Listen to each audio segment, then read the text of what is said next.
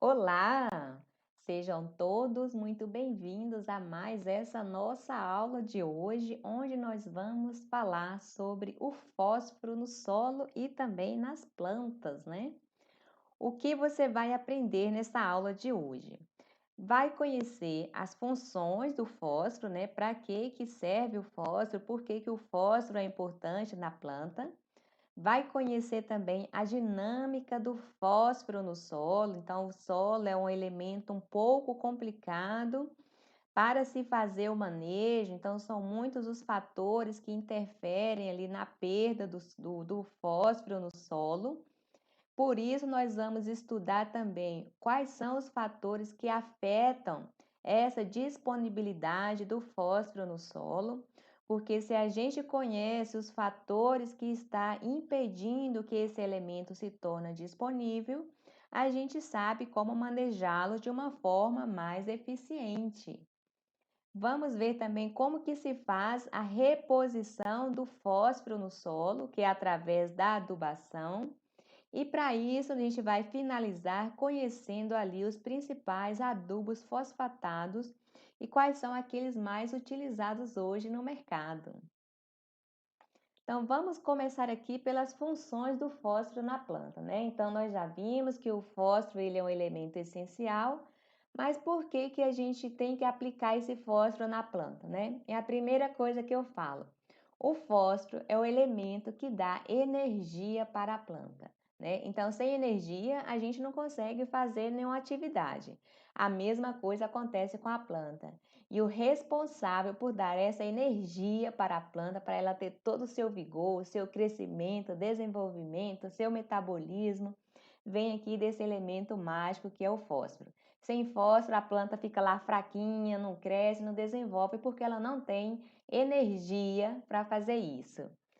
Então, nós temos aqui uma outra consequência que o fósforo ele faz parte do DNA das plantas. Então, toda aquela informação genética que a planta carrega, né, vem ali nas sementes, essa informação, ela depende do fósforo, porque a molécula do DNA, ela contém ali o fósforo, né? O fósforo também, ele é muito importante porque ele estimula o crescimento das raízes. Então, em solos que se tem um bom teor de fósforo nesse ali disponível para as plantas, né? As raízes crescem muito mais, né? Então, se tiver fósforo no solo, as raízes tendem a se desenvolver de uma forma muito melhor. E se uma planta tem mais raiz, essa planta vai estar mais resistente, mais forte e vai produzir consequentemente mais. O fósforo ele garante uma boa arrancada inicial para as plantas. Então, a plantinha ali, quando está no início do seu desenvolvimento, para ela ter uma força, ela crescer, sair rápido, com vigor, ela precisa do fósforo, né? Porque, gente, acontece o seguinte: a planta, quando ela está lá no campo, ela está passível de sofrer muitos perigos, né? Então, a missão da planta aqui, ela tem que vir, crescer, nascer, reproduzir e morrer. Ela tem que fazer isso o mais rápido que ela consiga, de forma eficiente. Então, ela não quer ficar muito tempo no campo porque ela sabe que ela corre riscos. E a missão principal das plantas, assim, na natureza, é produzir frutos, né? Então, essa arrancada inicial, até para evitar o ataque de algumas pragas, né? Temos ali o elasma, a lagartinha que corta logo no início.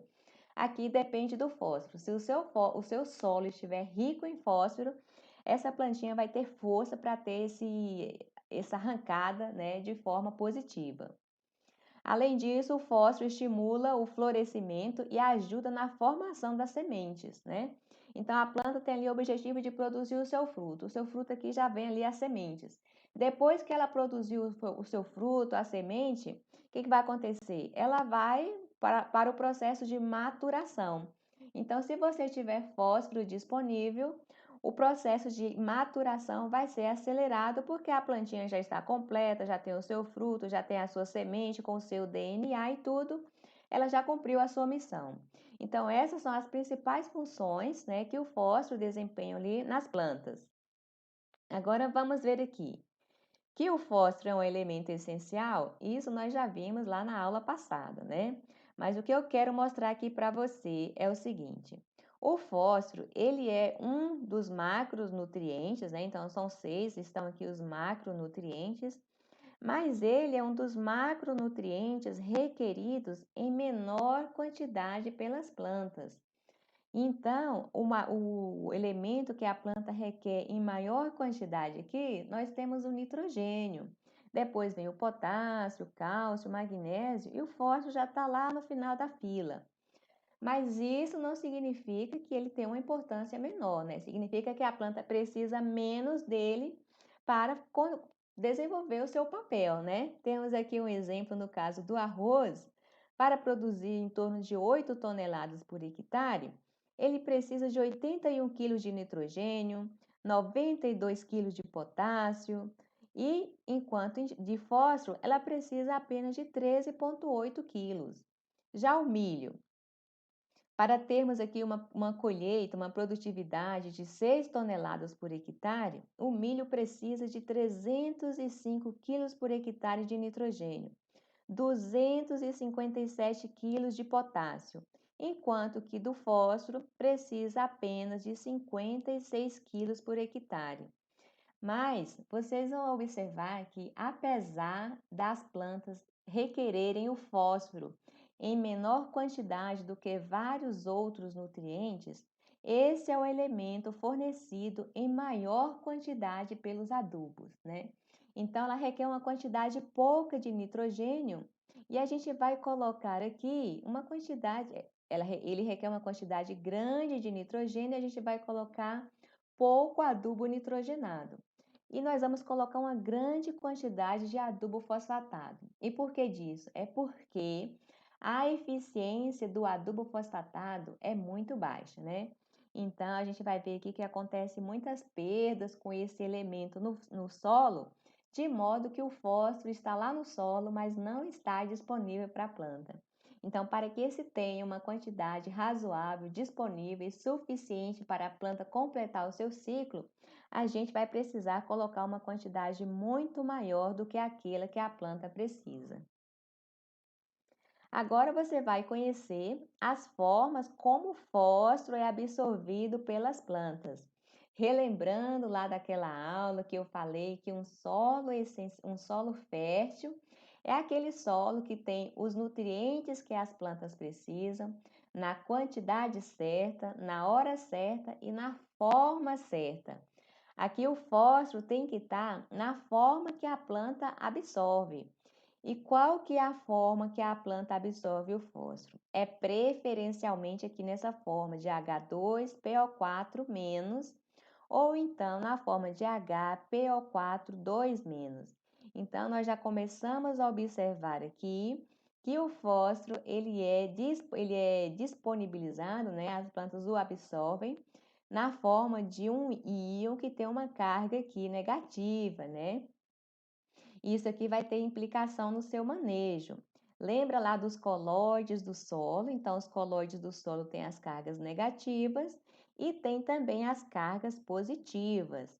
Sabendo que a quantidade de cargas positivas é muito menor do que a quantidade de carga negativa no solo.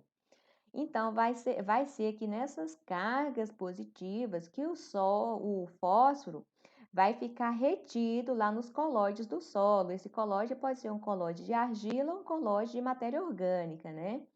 Então, ele precisa dessas cargas aqui para ficar adsorvido através de uma ligação iônica. A ligação iônica é uma ligação facinho de ser rompido.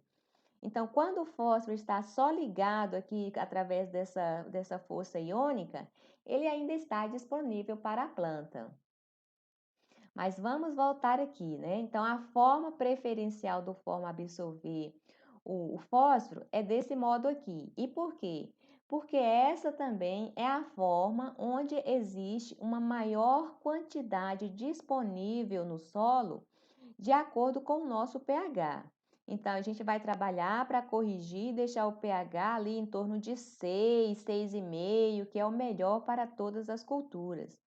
E nesse pH é onde a gente vai ter uma maior quantidade do fósforo disponível, né? Do H2PO4-, que é a forma preferida pelas plantas.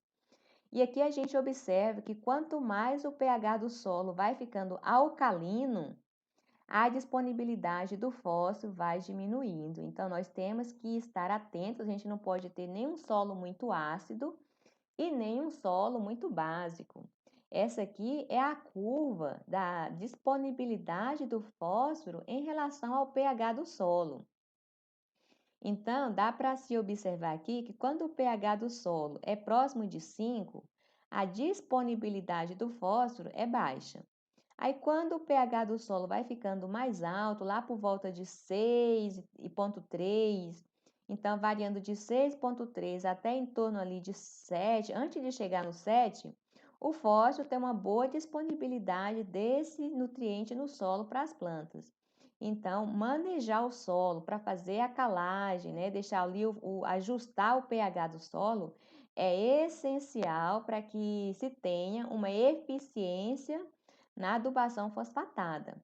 Não adianta você colocar o fósforo no solo se o pH do solo estiver muito ácido, porque esse elemento não vai ficar disponível para as plantas.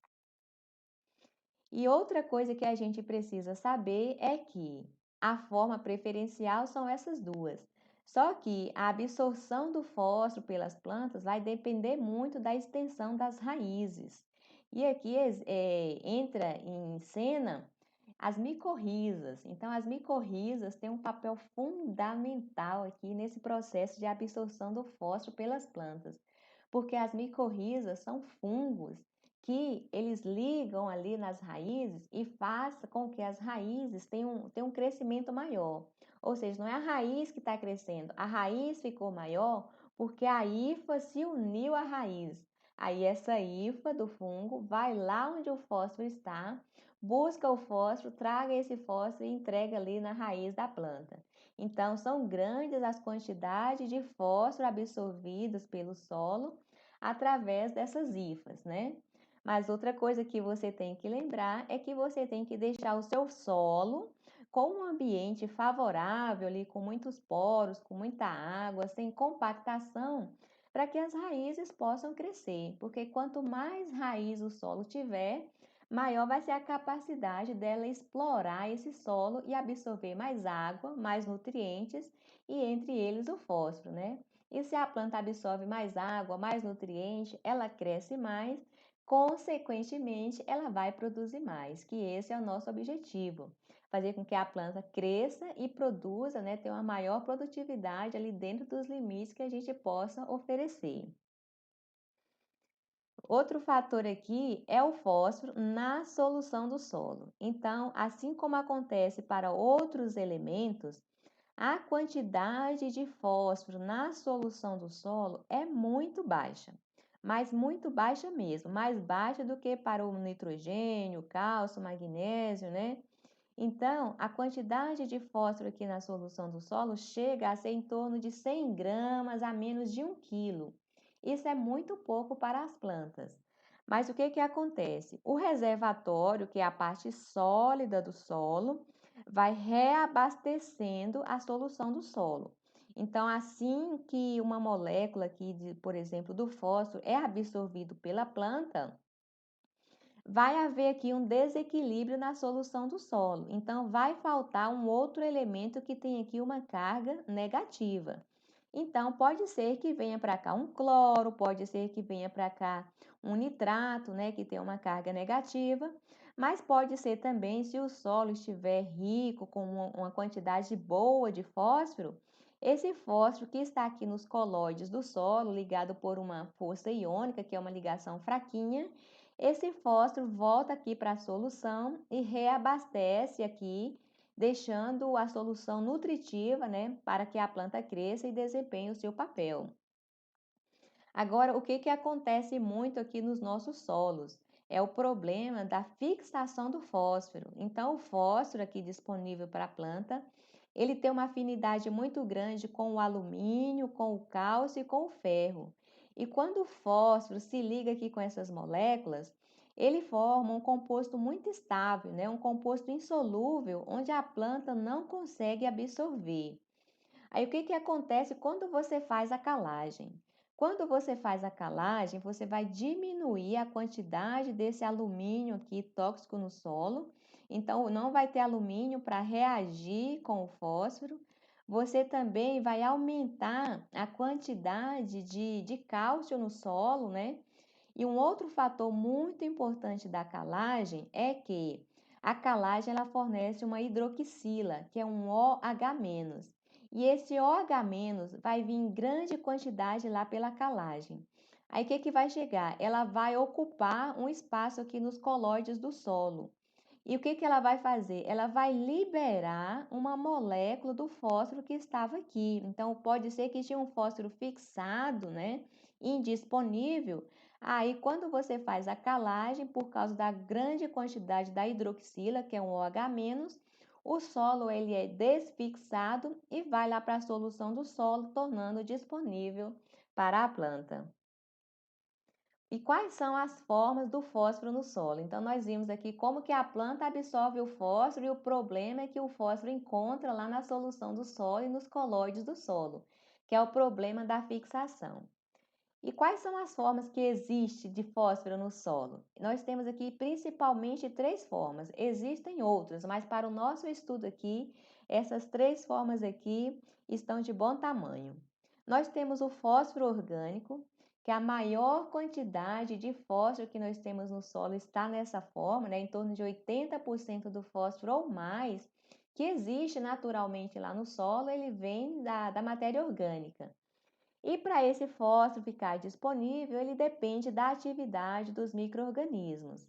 Então, a quantidade aqui é significativa, mas não é suficiente para as plantas. Nós temos que repor através de uma adubação. E você tem também o fósforo solúvel. O fósforo solúvel é esse fósforo que está aqui na solução, que é uma quantidade muito baixa, assim como eu acabei de falar. E tem aqui o fósforo inorgânico. O fósforo inorgânico é aquele que você colocou através da adubação, ou então aquele fósforo onde foi trabalhado pelos micro-organismos, que saiu da forma orgânica e entrou aqui na forma de fósforo inorgânico. Esse fósforo inorgânico ele pode estar disponível para as plantas. Eu vou mostrar aqui para você como que é a dinâmica do fósforo no solo, né? Então, você tem lá um fósforo que veio através de um fertilizante, esse aqui vai ser um fósforo inorgânico, né? Aí o fósforo entra através dos fertilizantes sólidos.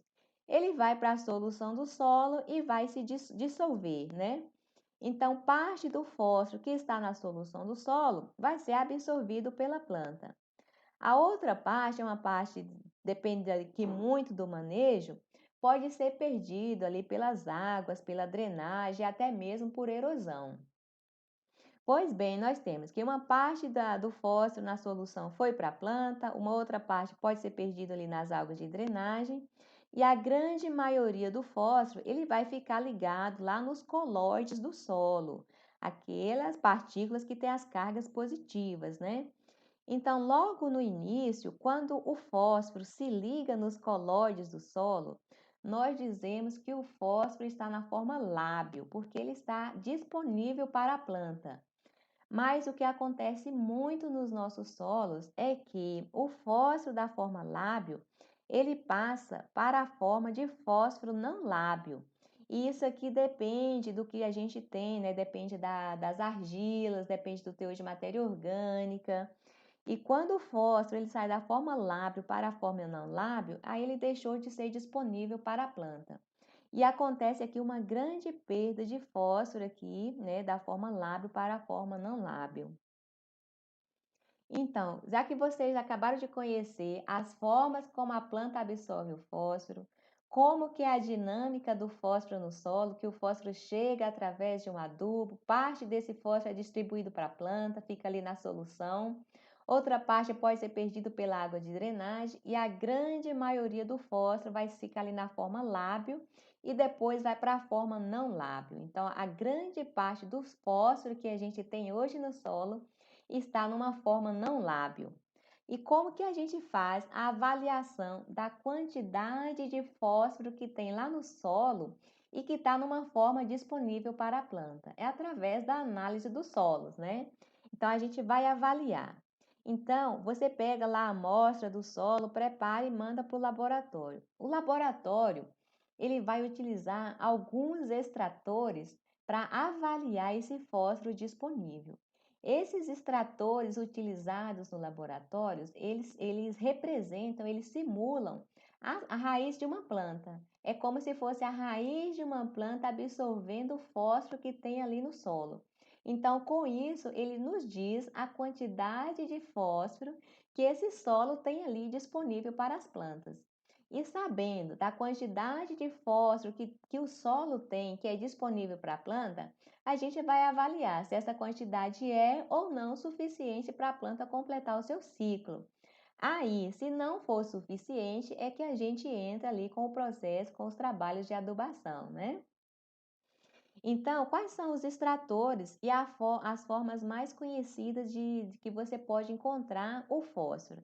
É através da resina trocadora de íons. Então, você vai encontrar em algumas análises de fósforo, o fósforo escrito ali, ó, fósforo resina, né? Que ele utilizou, o extrator, uma resina trocadora de íons.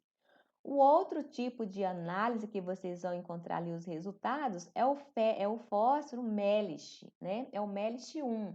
Então, vocês não precisam preocupar como que o laboratório fez essas análises.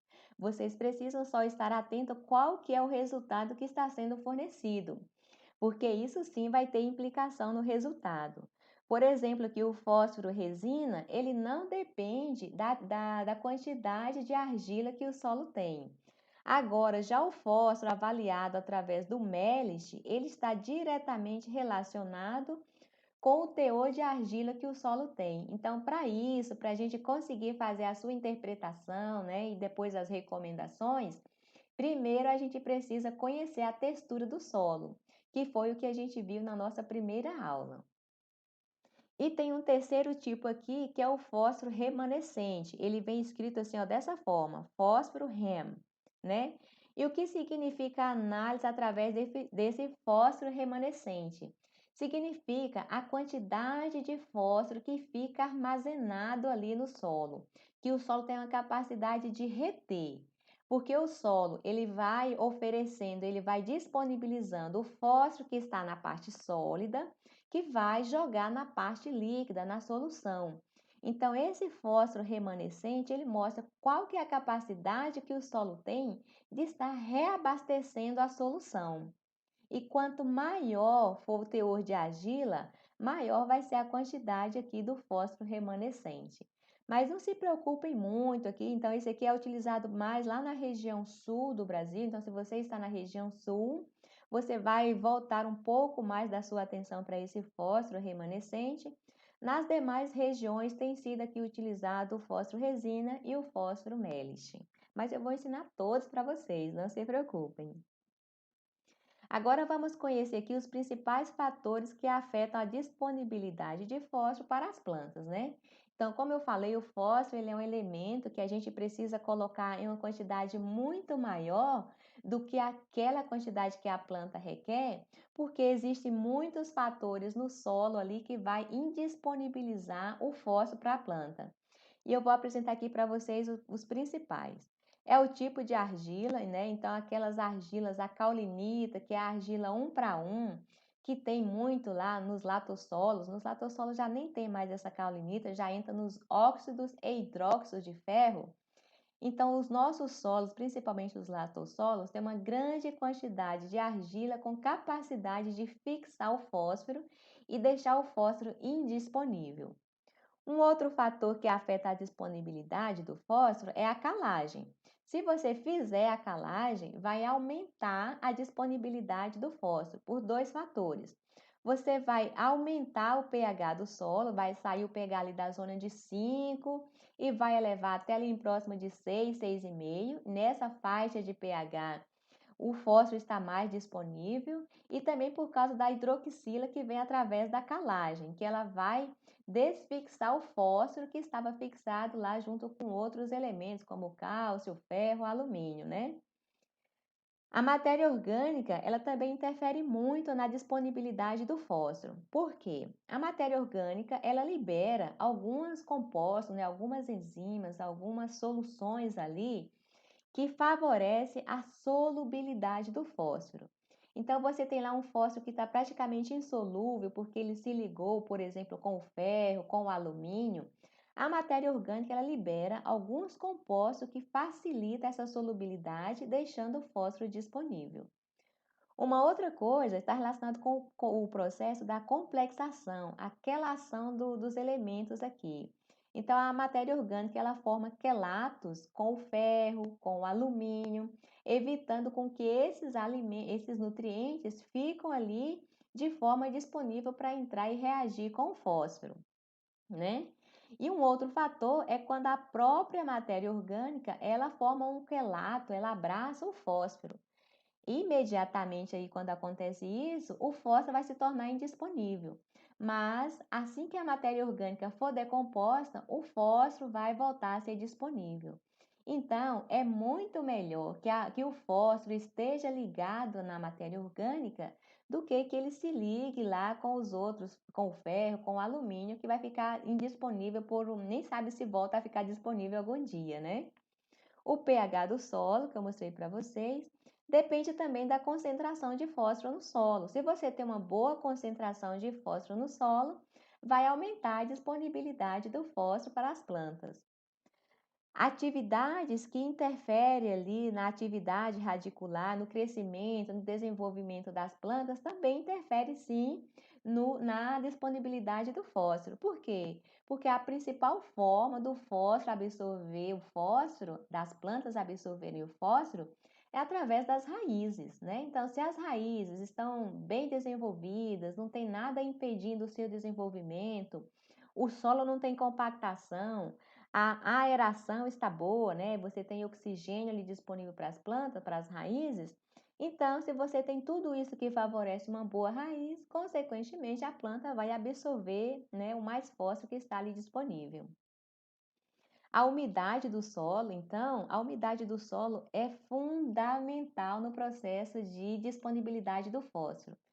Por quê? Porque o fósforo, ele tem um fator chamado de difusão, que é a forma como o fósforo entra na planta, né? Como é que o fósforo se torna disponível para a planta. Então, o que é a difusão? A difusão é quando o fósforo sai de uma solução que está mais concentrada para aquela solução menos concentrada que é perto da raiz. Então, perto da raiz, a solução vai estar menos concentrada em fósforo porque a planta absorveu o fósforo. Então, esse processo de difusão faz com que o fósforo que está um pouco mais distante da raiz, ele migra para a região ali mais próxima da raiz. E se você não tiver água no solo, esse processo ele fica comprometido, né? Então, isso acontece muito da gente ter deficiência de fósforo no solo, sendo que o fósforo está lá, mas faltou a água para fazer esse processo aqui da mobilização do fósforo até a raiz da planta. E o fornecimento adequado de outros nutrientes, que nós vamos ver aqui, se tiver outros elementos em excesso, ou até mesmo fósforo, ele vai afetar a disponibilidade do fósforo. Então, a gente tem que colocar todos os nutrientes que a planta precisa, mas de uma forma equilibrada e balanceada, para que um não interfira na disponibilidade do outro. Aqui é só que eu falei para vocês, né, que o efeito do tempo de contato do fósforo aplicado na concentração de fósforo na solução. Então, o que isso aqui diz? É que a eficiência dos adubos fosfatados é muito baixa. Quando você coloca o adubo fosfatado no solo, em torno de 80% desse adubo é perdido. E como isso acontece? Através do processo de fixação. E esse gráfico aqui ele mostra quando que isso acontece. Então ali, ó, imediatamente quando você coloca o fósforo no solo, ele está praticamente todo disponível para a planta.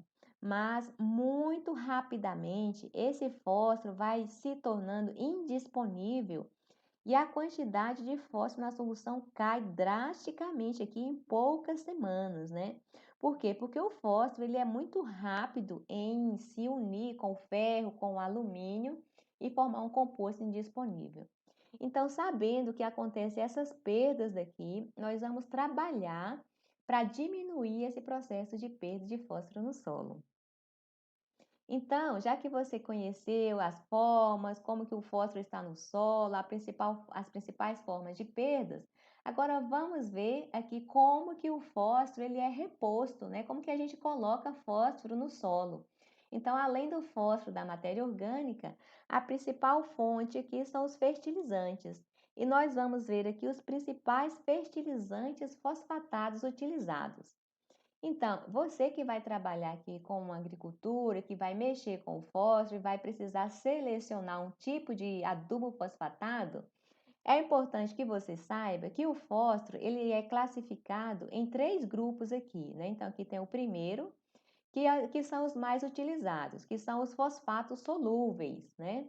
Aquele que você vai colocar lá em água e rapidamente ele vai se solubilizar, ter uma solubilidade boa na água e vai ficar disponível para a planta. Nós temos aqui os superfosfatos simples, o triplo, o MAP, o DAP e também as formas NPK, né? Então, os formulados NPK têm aqui uma boa quantidade de fósforo dependendo da forma que você está escolhendo. Nós temos também os fosfatos, que são parcialmente solúveis, né? Então, tem os fosfatos ali, os naturais, que são fosfatos reativos, que você pega uma rocha, é a rocha moída, né? Então, ela tem uma solubilidade muito baixa em água. Então, a gente tem que fazer um manejo muito bem feito para que a gente potencialize o efeito desses adubos, né? Desses fosfatos naturais. Eles são eficientes sim, vai depender ali do pH do solo, então é um manejo um pouco diferenciado, mas é possível tirar um bom proveito dos fosfatos naturais. E tem aqueles que são quase que insolúveis, né? Que o processo de liberação do fósforo para as plantas é muito lento. Então, como exemplo aqui, nós temos os termofosfatos e as escórias, fosfatos naturais, que são os não reativos, porque nós temos dois tipos de fosfatos naturais, que são aqueles reativos, né, que a solubilidade é um pouco maior, e os não reativos. Além disso, você tem as farinhas de ossos e tal, e vários outros materiais. Mas todos esses elementos e todos esses adubos estão disponíveis para ser utilizados e nós devemos conhecer qual que é a melhor forma para a gente tirar proveito desses elementos. Então, se você tem ali o elemento disponível, você não vai deixar de utilizar porque não sabe como aumentar a eficiência desses elementos, né? Então, é importante que você conheça. Então, eu vou apresentar aqui para vocês o super simples, né? O super simples, ele tem aqui em torno de 18% de P2O5 e de brinde, ele nos traz aqui em torno de 10 a 12% de enxofre. Esse é um diferencial do super simples, né? Porque por causa dessa boa quantidade aqui de enxofre. Mas você tem que fazer várias contas, alguns cálculos ali na hora de você decidir se vai comprar ou não o super simples. Ele é indicado ali se você está abrindo uma área, né, uma área nova, e você não vai fazer a gessagem, né? Porque se o seu solo estiver deficiente de enxofre e você não fez a gessagem, aí você pode entrar com o super simples, que além do fósforo, né, ele vai entrar também com enxofre. Uma das desvantagens aqui do super simples é que a concentração de fósforo nele não é tão elevada, né? Apenas 18%. Isso significa que em 100 quilos de super simples, você vai ter apenas 18 quilos de P2O5, que é o elemento que a planta precisa, e o restante ali vai ser outros elementos inertes. Então, eu fiz aqui um cálculo para você ter uma ideia de quanto custa uma molécula aqui de P2O5 quando ela vem do super simples. Então, eu fiz aqui um, liguei a minha casa agropecuária aqui, né? E o preço da tonelada do super simples está em torno de 1.200. Esse preço ele pode variar dependendo da região que você está, do dia que você vai assistir esse vídeo, né? Mas é só para você ter uma ideia. Todos os outros que eu vou apresentar aqui, o preço ele vai variar, mas vai variar de forma proporcional, né? Então você vai saber qual que é o mais caro, qual que é o mais barato, e isso não vai mudar não. Então, nós temos aqui hoje o preço do super simples varia em torno de R$ 1.200 a tonelada, que é 1.000 quilos, né? Então, vamos fazer uma continha aqui básica. Se em 100 quilos do super simples você tem aqui, ó, 18%, ou seja, 18 quilos de P2O5, você quer saber quantos quilos de P2O5 eu vou ter numa tonelada, que é 1.000 quilos. Então, vamos fazer aqui uma regrinha de 3 simples para descobrir, mas nem precisa, que de cabeça aqui já dá para saber, né? Então, eu sei que 100x vezes 1.000, aí você multiplica 1.000 vezes 18, né? Você vai ter aqui que é igual 1.000 vezes 18 dividido por 100 vai dar 180 quilos. Isso aqui significa que em uma tonelada de superfosfato simples, você tem 180 quilos de P2O5. Agora, se você pagou R$ 1.200 em uma tonelada do super simples, quanto que saiu cada unidade do P2O5? É só dividir 1.200 por 180. Significa aqui que uma unidade do P2O5 saiu mais ou menos ali R$ 6,67. Isso aqui, gente, eu estou mostrando, é importante a gente saber, e são poucos os técnicos, os agrônomos que fazem essas contas, né? Então, se você tem mais de uma fonte disponível, você vai escolher aquela fonte onde tem o melhor custo-benefício. Porque eu já aviso, em questão de eficiência, todos os fertilizantes fosfatados, esses solúveis, né, que entra aqui dentro do grupo dos solúveis, ele tem a mesma eficiência. Então, você vai escolher em função do preço, né? Então, aqui eu peguei um outro caso, que é o super triplo, um outro fertilizante muito utilizado. Ele tem aqui, ó, 41% de P2O5. Então, a desvantagem dele é que ele já não contém ali outros elementos, né? Ele é um elemento mais concentrado. Mas ele tem outras vantagens, que é essa aqui, ó, a grande quantidade do P2O5. E eu fiz aqui o mesmo cálculo para o super triplo para a gente saber quanto custa a unidade de P2O5. A tonelada do super triplo hoje está em torno de R$ 1.800. Então, em 1.000 quilos, que é uma tonelada, você vai ter ali, ó, 410 quilos de P2O5. Então, nós vamos fazer a conta. Se você pagou R$ 1.800 em 1.000 quilos, né? Então, você vai dividir isso aqui por 410. Aí você vai ver que o preço da unidade do P2O5 saiu R$ 4,49. Então, se você comparar lá com o super simples, olha só, o preço do super simples, a unidade do P2O5 saiu R$ 6,67.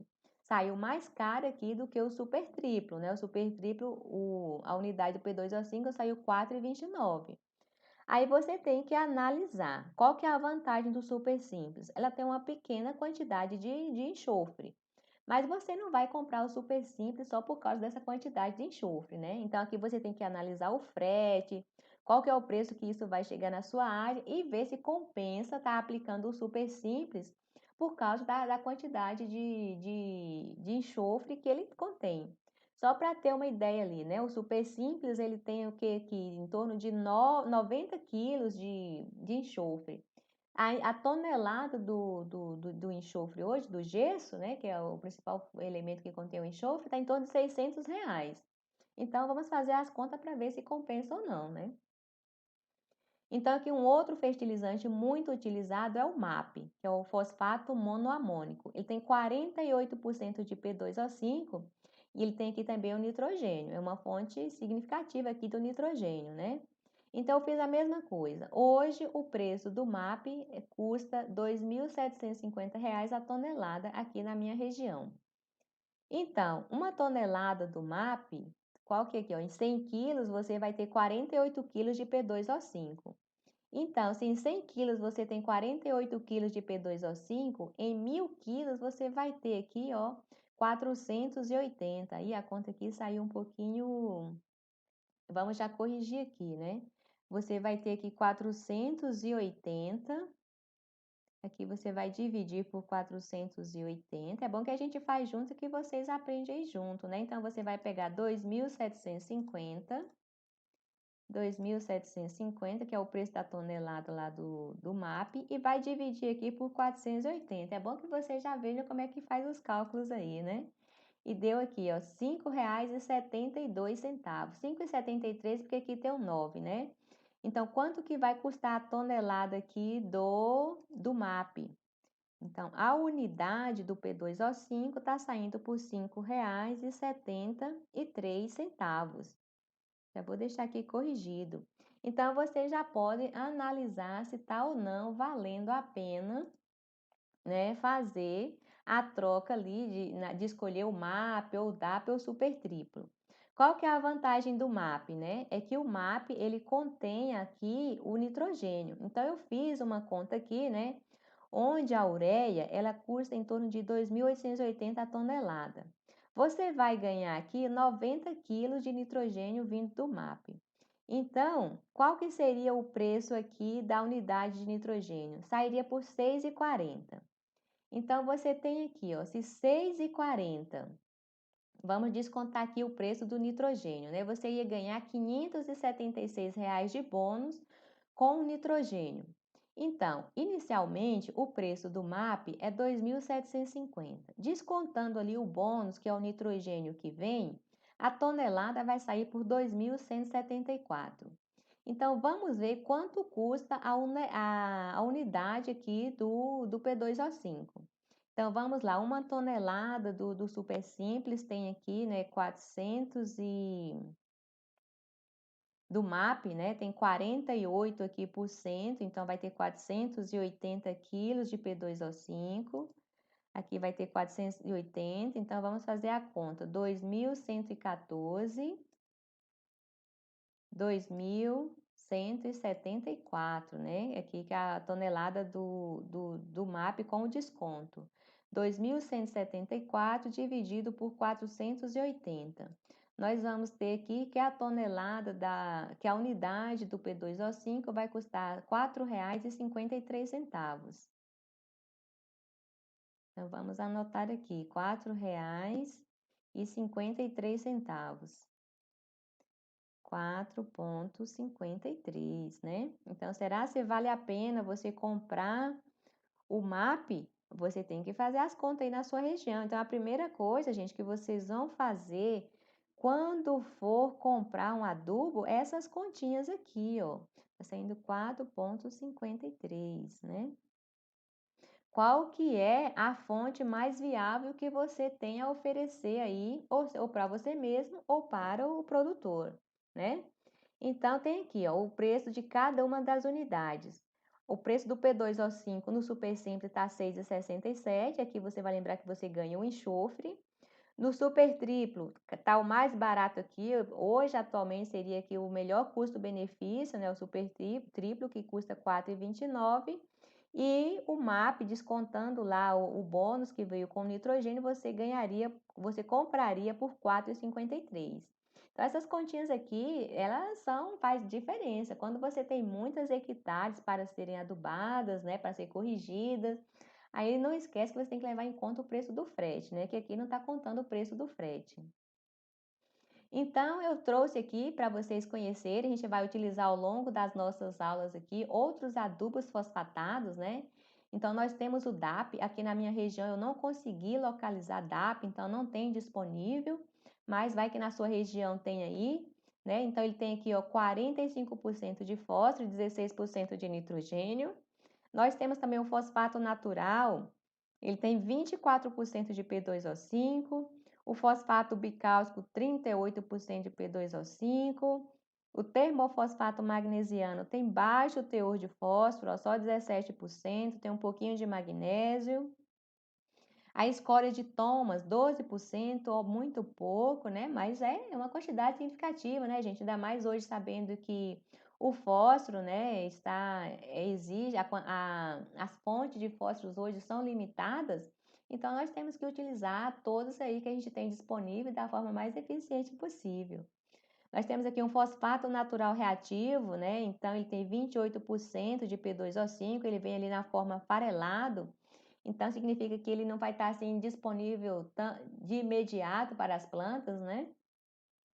Agora, para finalizar, eu apresento aqui para vocês os principais sintomas de deficiência do fósforo.